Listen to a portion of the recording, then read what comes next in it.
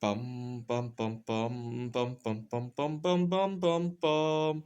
The Peter Dislike Show. Bum bum bum bum bum bum bum. So somebody that I care about was asking me about my feelings about Ozempic, and I thought I would make a video to talk about it because I didn't want to cause an argument, and but I have pretty strong feelings about it, and it doesn't extend to just the drug Ozempic. It's part of a bigger problem that I have.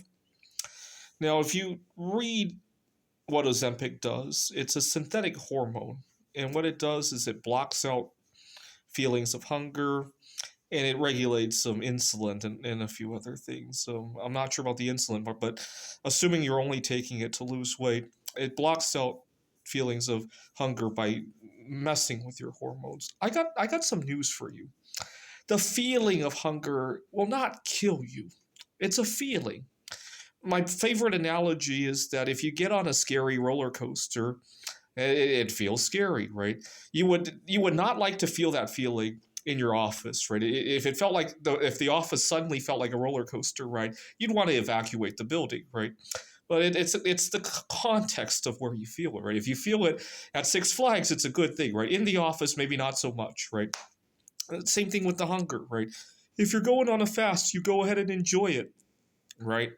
Now, where this becomes a problem is that we live in a society that doesn't allow people to go out and enjoy hunger, right? They got things going on, right? It will affect their workplace performance. It will affect other things, right? We also live in a society that seems to, I invite you to try this. It's not hard to try, right?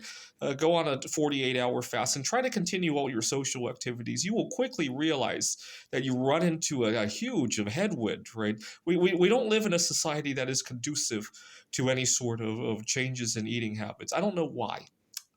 I think that we need to change that, make it more popular for people to refuse food. Obviously, it's a lot more popular than it had been decades ago, but it's still not 100%. Right? I can't tell you how many times when I refuse food at the workplace, it doesn't get taken very well. Right? A lot better than it had been in years past. Right? So, for example, we just had a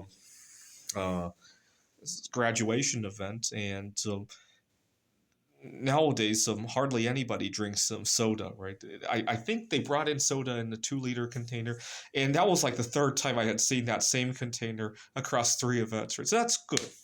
And but decades ago, you would rarely see bottled water at an event like that, and when you saw it, nobody took it, right? The whole case of water could be lugged from one event to the next, to the next, to the next, and right now I was just doing a little background research. 42% of Americans are obese. By the way, I don't like that measure. I think even if you're obese today, as soon as you correct your eating problems, I think you're already done. You just need time for that to show up on your body, right? I think a better measurement is how many Americans have a healthy lifestyle, right? Obviously, there's a lag between the two, right? But I think that's a better measurement of where we're going, right? Because let's face it, the 42% obesity rate reflects what Americans were eating 5, 10 years ago, right? All right.